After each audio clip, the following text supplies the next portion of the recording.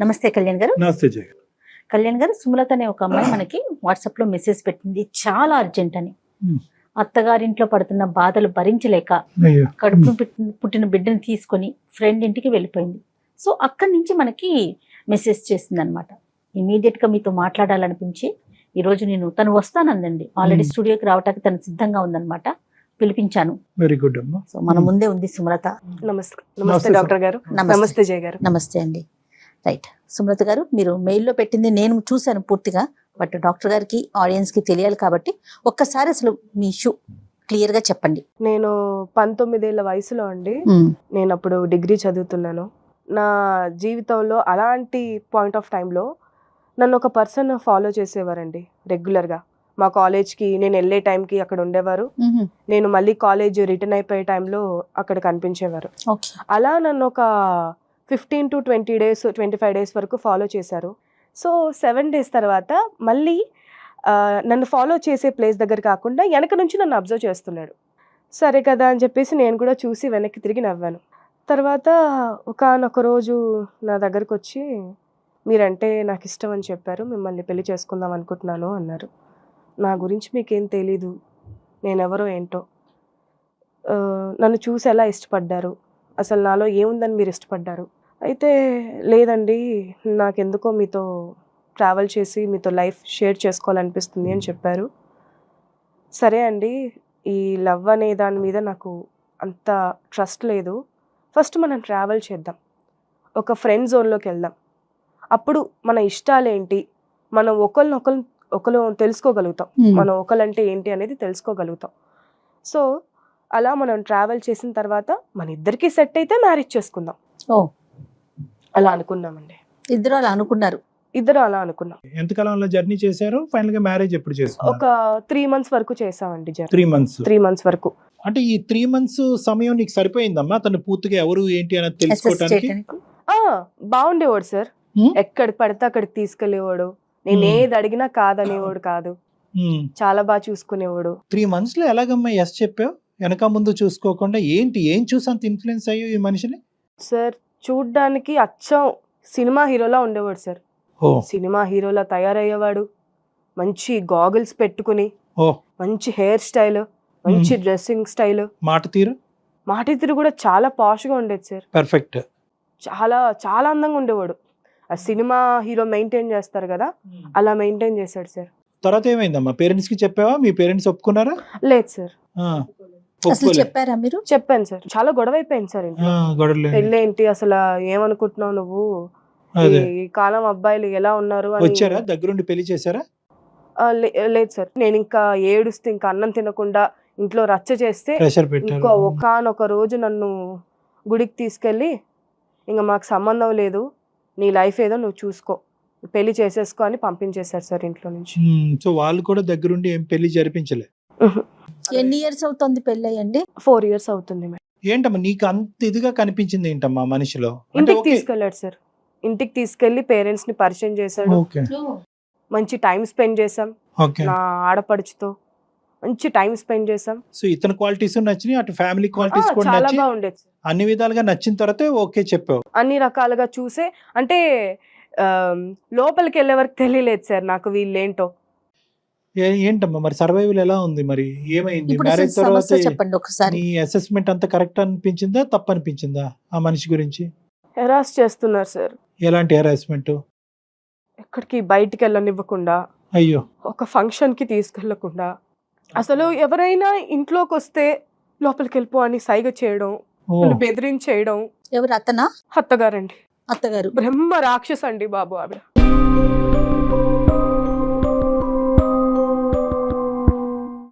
చూడ్డానికే మనిషి, బ్రహ్మ రాక్షసి. ఆడపడుచు ఆవిడ కన్నా పెద్ద బ్రహ్మ రాక్షసి. సరే వదిలేసే, అత్త భయంకరమైనటువంటి బ్రహ్మరాక్షసో ఏదో అన్నావు, ఆడపడుచు అన్నావు, ఇతను వచ్చి కాపాడేవాడా? వాళ్ళు అనేటట్టు, లేదంటే ఇతను కూడా ఇంకో సైడ్ ట్రాక్ లో హింస పెట్టాడు? లేదండి, ఇతను సమర్థించుకునేవాడు. పోనీ ఇతని ప్రవర్తన ఎలా ఉండేది మీతో? నమ్ముతారో లేదో తెలీదు డాక్టర్ గారు, అతనికి నాకు ఏజ్ గ్యాప్ 24 years అండి.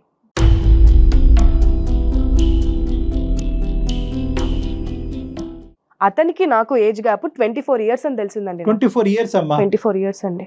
24 years గ్యాప్ మెయింటైన్ చేయగలిగే అంత గొప్పగా ఎలా మెయింటైన్ చేస్తారమ్మా ఎవరన్నా? నాకు అర్థం కాలే. అసలు అట్లెట్లా అండి?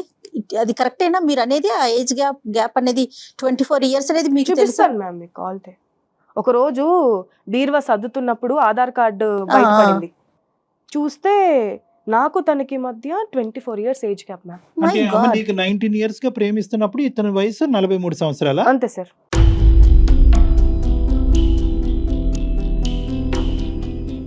సో మ్యారేజ్ తర్వాత కూడా ఇతను ఆ మెయింటెనెన్స్ చూపెట్టేవాడమ్మా, డ్రెస్సింగ్ స్టైల్ గానీ? హెయిర్ మాత్రం ముట్టుకొని ఇచ్చేవాడు కాదు సార్.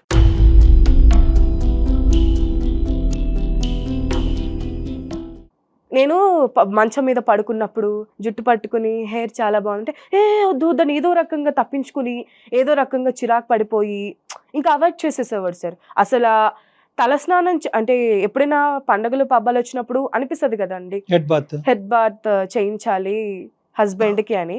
అసలు ముట్టుకొని ఇచ్చేవాడు కదా సార్. మామూలుగానే ముట్టుకోడు, ఇంకా తలస్నానం ఏం చేయనిస్తా. కానీ ఎందుకమ్మా? ఒరిజినల్ కాదా హెయిర్? లేదు సార్.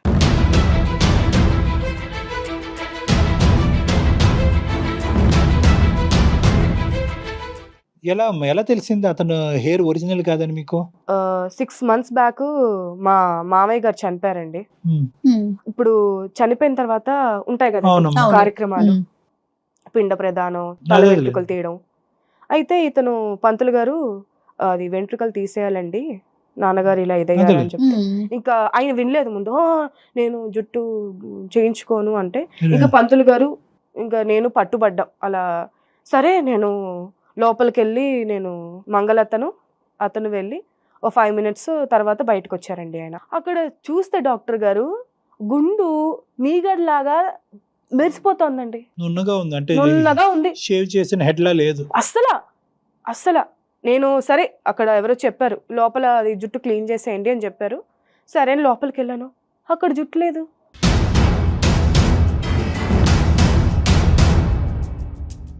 మరి ఏముందమ్మా? సూట్ కేసు ఒకటి పైన ఉన్న సూట్ కేసు కింద పడిపోయింది సార్. ఆ సూట్ కేసు తీసి చూస్తే విగ్గు.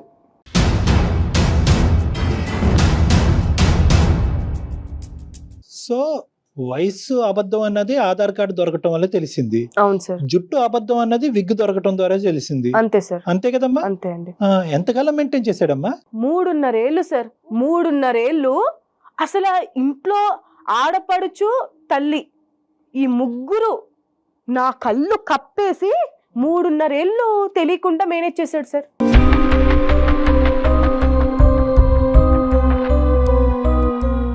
వయసు తెలియకుండా ఇది జుట్టు విగ్గు అని తెలియకుండా ఎలా మెయింటైన్ చేయగలరు డాక్టర్ గారు? పగలు రాత్రి చెప్పాను కదా మ్యామ్. అదే అసలు తలస్నానం చేయడానికి వెళ్ళి కూడా అసలు జుట్టు తడిచి ఉండేది కాదు. ఈ స్థాయిలో మెయింటైన్ చేయడం అంటే కనుక చాలా కష్టం. అంటే ఆ విగ్ తయారు చేసినోడికి హ్యాట్స్ ఆఫ్. నిజంగా చెప్పాలంటే ఇతను మెయింటైన్ చేయడం ఒక ఎత్తు అయితే కనుక వాడు తయారు చేసిన విగ్ కూడా ఎలా సార్? అది విగ్ కనిపెట్టలేము సార్. అది ఒత్తుగా బలంగా అదే హీరోలు పెట్టుకుంటారు కదా అలా. సరే ఇవన్నీ ఒక ఎత్తమ్మా. సరే 24 years తేడా ఉంది అయినా కానీ మెయింటైన్ చేస్తున్నాడు, అదొక మోసం అన్నది నీకు అర్థమైంది. అట్లీస్ట్ మనిషి యొక్క ప్రవర్తన నిన్ను బాగా చూసుకోవటం, కుటుంబ వ్యవహారాలు, 24 గంటలు తాగడం మందు. ఇది కూడా ఎన్నిసార్లు చెప్పాను, బుజ్జగించాను సార్, కాళ్ళు పట్టుకున్నాను సార్. నేను తాగొద్దండి, హెల్త్ ఖరాబ్ అయిపోతుంది, తాగొద్దు ఎన్నిసార్లు చెప్తాం సార్. అలసిపోయాను సార్ నేను.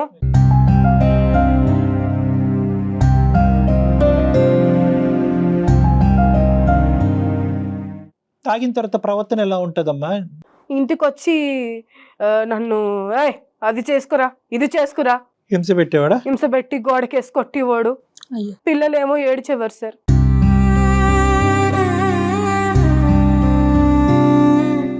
నువ్వేమైనా ఉద్యోగం చేసుకుంటున్నావా? బయటకు వెళ్ళేదా? అసలు హౌస్ అరెస్ట్ అండి. House arrest. బయటకు అసలు బయట అడుగు పెట్టించేవారు కాదు. అది బ్రహ్మరాక్షసి మా అత్తయ్య. అది కళ్ళతోనే అది సూర్యకాంతం మించింది. అది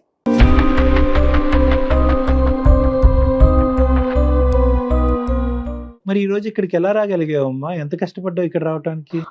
మొన్న ఫంక్షన్ అయితే సార్, మా అత్తగారు పక్కన ఫంక్షన్ అయితే ఫంక్షన్కి వెళ్ళారు. ఇంట్లో ఎవరు లేరు, గడబెట్టేశారు, బయట గడబెట్టేసుకుని పోయింది. ఆవిడ ఎప్పుడు అంతేనా? ఎక్కడికి వెళ్ళినా కూడా ఎక్కడికైనా వెళ్ళినా బయట గొల్లం పెట్టేస్తుంది సార్. నువ్వు బయటకి వెళ్ళలేవు, బయటికి వెళ్ళలేను, Phone బయటికి access? వెళ్ళకూడదు అని చెప్పేసి గొల్లం పెట్టేస్తుంది. ఫోన్ యాక్సెస్ ఫోన్ యాక్సెస్ ఏమీ లేదు సార్. అసలు ఫోన్ ముట్టుకొని ఇచ్చేవారు కాదు సార్, పక్కనకి వచ్చి కూర్చునేవారు. ఫోన్ ముట్టుకుంటే ఏడు గడబట్టేసి పోయింది సార్. రైట్. నేను గట్టిగా కొట్టేశాను సార్, ఇంక ఏడుస్తూ తీయండి తీయండి అంటే అక్కడ వెళ్ళే వాళ్ళు ఎవరో డోర్ తీసేశారు. నేను కట్టు బట్టలతో పిల్లల్ని పట్టుకుని బయటకు వెళ్ళిపోయాను సార్.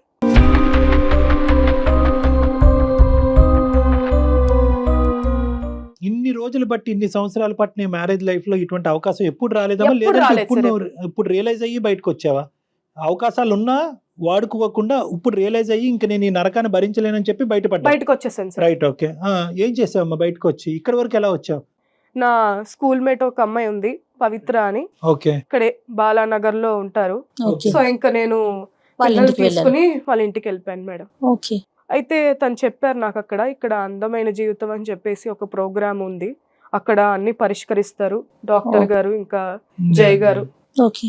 సరే, ఇప్పుడు ఏ ఉద్దేశంతో ఇక్కడ మా దగ్గరకు వచ్చాము? ఏ విధంగా ఏం నువ్వు ఎలాగ ఏం బయటపడ్డావు? ఆ చేయమంటారు? మనిషి నీకు కావాలా వద్దా? వద్దు సార్, ఇంకా ఇంత జరిగాక నేను ఇతనితో ఉండదలుచుకోలేదు మ్యామ్. ఇంకా ఓకే. నాకు లైఫ్ లో హ్యాపీనెస్ లేదు, ఒక కంఫర్ట్ జోన్ లాగా నేను ఫీల్ అవ్వడం లేదు.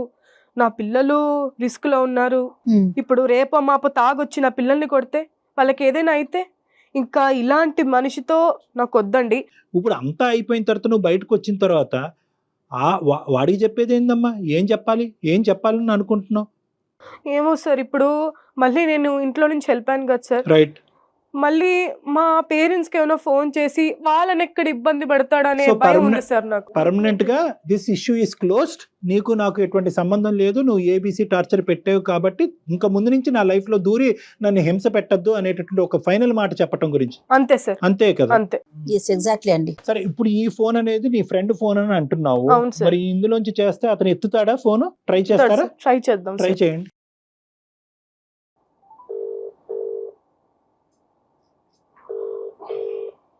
హలో.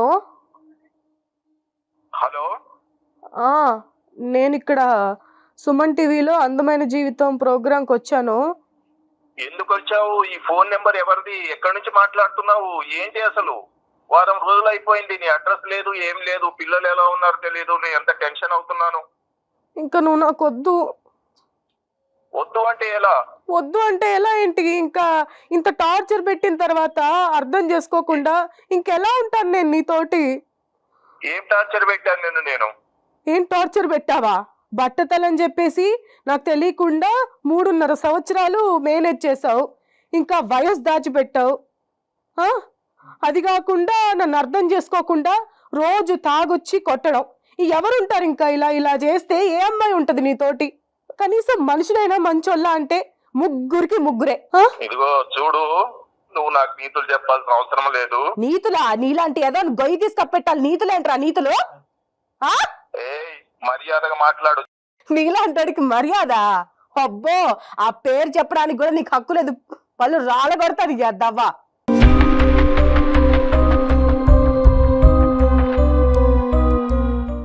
ఎదవా అనే స్టేజికి వచ్చావంటే చాలా దూరం పోయింది నీ ఎవ్వరం. ఎవ్వరో అలా ఊరుకుని ఇన్ని రోజులు ఉన్నాను కాబట్టే. ఏమనుకుంటున్నావు నువ్వు? డాక్టర్ గారు చూసారు కదా ఇతని బిహేవియర్. బాబు, తమ్ముడు నీ పేరేంటన్నా? నా పేరు సుధాకర్ అండి. బాగుంది పేరు. కాదు, ఇప్పుడు ఈ అమ్మాయిని ఏంటి ఇబ్బంది పెట్టేది? ఆ అమ్మాయి పరుగున వచ్చింది ఒక జైల్లోంచి విడుదలైనటువంటి ఒక ఖైదీలాగా చెమటలు కక్కుకుంటూ 4.5 సంవత్సరాల పాటు ఆ అమ్మాయిని ఒక చావనివ్వలేదంట కదా మీరు. ఆ అమ్మాయి పరిగెట్టుకుని ఈ రోజు ఇక్కడికి వచ్చి మా వేదిక ఉంది కాబట్టి తన బాధను విలపించుకుంది. ఈ రోజు నీతో మాట్లాడితే అసలు నీకేమైందని అడుగుతున్నావు. ఏమైంది ఏంటి? ఆ అమ్మాయికి ఏం అవ్వలేదా? ఏం అవ్వకుండానే ఈ రోజు ఇక్కడ వచ్చి కూర్చుందా ఏంటి? అసలు మీ ఏజ్ దాచిపెట్టవలసినటువంటి విగ్గులతో మేనేజ్ చేయవలసిన అవసరం ఏముంది అయ్యా నీకు? నేను చెప్పింది కూడా మీరు ప్రశాంతంగా వినండి. వినటానికి రెడీగా ఉన్నామండి, చెప్పండి, మీరు చెప్పండి.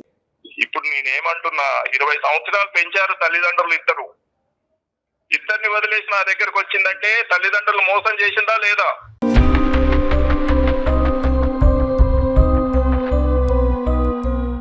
ఈ రోజు నా బొచ్చు బాగాలేదని ఇంట్లోంచి వెళ్ళిపోయింది. 2 సంవత్సరాలు 2 పిల్లల్ని కన్న తర్వాత వీడు బొచ్చు బాగాలేదు, వీడు అందగాడు కాదు, అప్పుడేమో అందగాడు అని అప్పుడు వచ్చింది, ఇప్పుడేమో బాగాలేదని వెళ్ళిపోయింది. సరే, ఇంకా అవసరం తల్లిదండ్రులతో అవసరం తీరిపోయింది, వెళ్ళిపోయింది.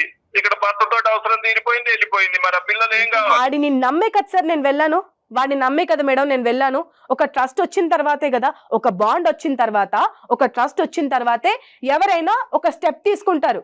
43 ఏళ్ళు నీకు, అప్పుడు నీకు ఆ మాత్రం ఇంగితం లేదా?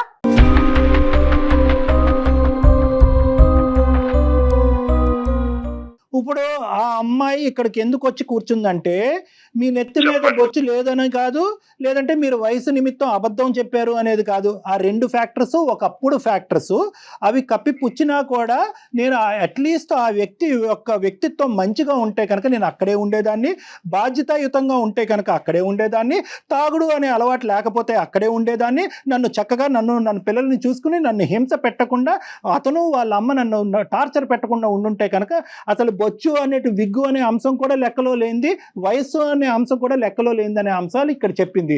మరి ఇవి కరెక్టా కాదా? మీరు తాగి రావటం అనేది కరెక్టా కాదా? తాగొచ్చి ఆ అమ్మాయిని హింస పెట్టడం అనేది కరెక్టా కాదా? తాగే మాట వాస్తవం, అందులో ఏమీ అబద్ధం లేదు. కానీ ఎప్పుడు కూడా నేను ఆమెని శారీరకంగా హింసించలేదు, ఫిజికల్ గా మంచిగానే చూసుకున్నాను కాబట్టి పిల్లలు పుట్టారు. పిల్లలు ఏమైపోయారని అడిగాను కదా ఫోన్ చేసినప్పుడు. కాదు ఇప్పుడు కొన్ని తప్పులు ఉండొచ్చు, నేనేమి పరిపూర్ణ సచ్చిదానంద స్వామిని కాదు. నేను కూడా అలాంటి పేర్లు వాడొద్దులేండి తమ్ముడు. అంత ఆమె చెప్పినంత మూర్ఖుణ్ణి అంత పెద్ద పేరు నీ నోట్లోకి రాకూడదు. అలా కాదు, ఇప్పుడు మీ ఆవిడ పెళ్ళయిన తర్వాత ఎన్ని సందర్భాల్లో ఇల్లు వదిలి బయటకు వెళ్ళింది, ఎన్ని సందర్భాల్లో మీ ఆవిడ ఫోన్ అనేటటువంటి దాన్ని మొహం చూసింది, ఎన్ని ఫంక్షన్లకు మీ ఆవిడ వెళ్ళింది? అవును డాక్టర్ గారు, ఏం చేద్దాం, ప్రేమ అనేది ఒక మైకం, ఒక మోహం, తనే జీవితం అనుకున్నా, తనతోటే కాలం గడిపా, అందుకనే అట్లా చేశా. కానీ నాకేం లేదు, తను ఎక్కడ నాకు దూరం అయిపోతుందో అని ఒక అందమైన జీవితం అనుకున్నాను. తనతోటే ఉన్నాను, తనతోటి 24 గంటలు చేయాలని, తన అందం కోసం అట్లా అయిపోయాను డాక్టర్ గారు, అంతేగాని నాకు వేరే ఉద్దేశం ఏం లేదు.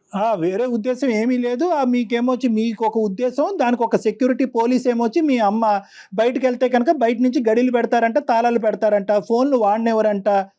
తాళాలు గడియలు పెడితే తను బయటికి ఎలా వస్తుంది డాక్టర్ గారు? ఫోన్లు మాట్లాడిపోవటం అయితే నిజమే, కొంచెం స్వేచ్ఛను అయితే ఇవ్వకపోవటమే నిజమే. కొంచెం ఏంటండి, అసలు ఏం స్వేచ్ఛ ఇచ్చారండి ఆవిడకి? కేవలం ఆ అమ్మాయి చేసినటువంటి ఏకైక తప్పిదం, బహుశా ఈ ప్రోగ్రామ్ చూసేటటువంటి ప్రతి ఆడపిల్ల నేర్చుకోవాల్సింది ఏంటంటే, ఒక మగాడిని, ఒక ప్రేమించేటటువంటి వాడిని అసెస్ చేసేటప్పుడు కేవలం వాడు అందచందాలు ఉన్నాయా, నెత్తి మీద అసలు అది ఒరిజినల్ హెయిరా, అది విగ్గా అనేది కూడా గుడ్డిగా తెలుసుకోకుండా ప్రేమలో అనే మత్తులో పడటం, తల్లిదండ్రులు ఎందుకు ఆపుతున్నారు అనేది అర్థం చేసుకోకుండా అదే మైకంలో కొట్టుకుపోవటం.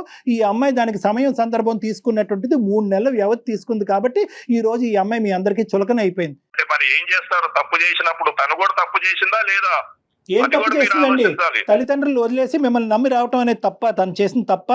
మరి తల్లిదండ్రులు మోసం చేసింది. 20 సంవత్సరాలు కని పెంచిన మీకు ప్రేమించేటటువంటి అమ్మాయి అందంగా ఉంది, ఎందుకు వచ్చింది కాదు ఈ రోజు తల్లిదండ్రులు వదిలేసింది, నన్ను వదిలేసింది. ఏమండి, అందుకనే నేను జాగ్రత్త పడ్డాను. ఏ రోజు ఒక సందర్భంగా వాడుకుంటున్నాడు.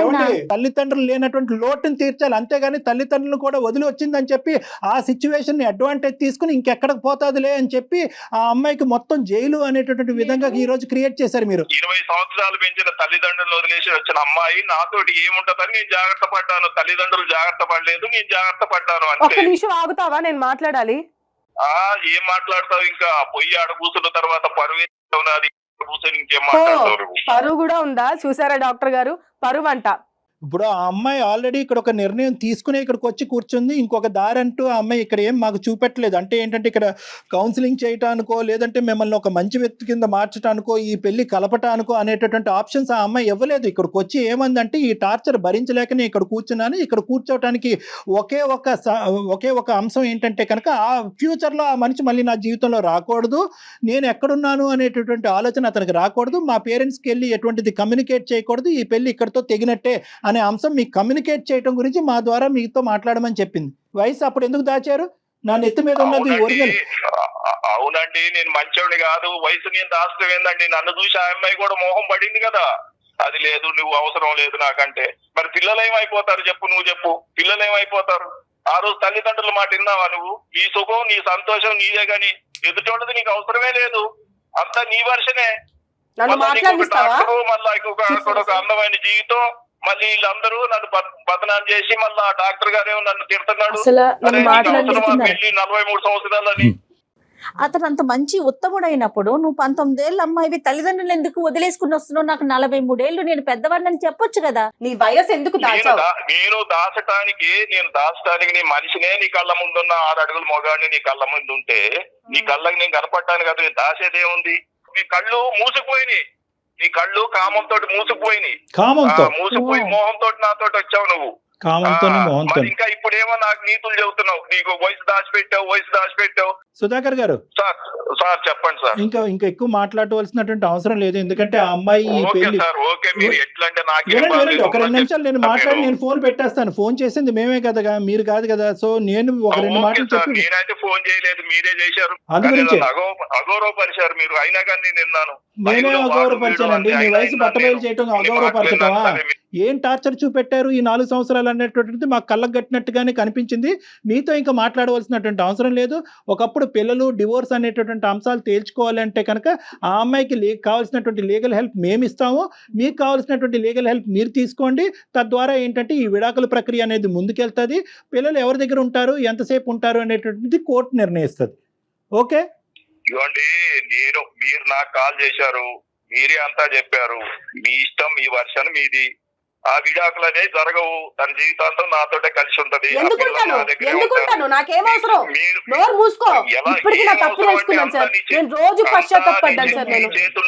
నీ చేతుల్లో అంతా ఉండదు. ఒక బాండింగ్ తెగిపోవాలంటే నీ చేతుల్లో అంతా ఉండదు.